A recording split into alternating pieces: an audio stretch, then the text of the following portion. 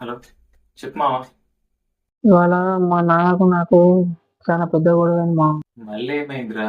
ఖాళీగానే ఇంకా పని తింటానమని ఎందుకురా నీ బతకని తిట్టిండ్రా. ఇది రెగ్యులర్ గా ఉండేదే కదరా.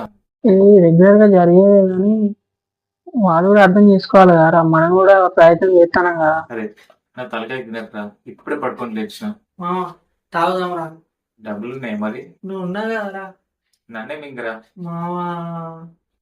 సరే, కొన్ని గంటలు ర్యాపిడ్ చేసి వచ్చిన డబ్బులతో తాగుదాం. ఓకే మామ, ఐఎమ్ వెయిటింగ్.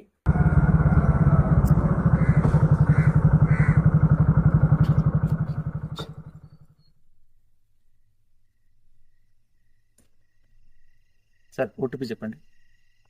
1252. సార్, లొకేషన్ చూపించట్లేదు. అక్కడ ఒక పెద్ద కొండ ఉందా, ఆ కొండలో గుహ ఉంటుంది, అదే నా లొకేషన్. సార్, చేసి చేసి చాలా చిరాకు నిన్న, మళ్ళీ చిరాకు తెప్పించకండి. ఒకటి క్యాన్సిల్ చేయండి, లేదా లొకేషన్ నేను చెప్పండి.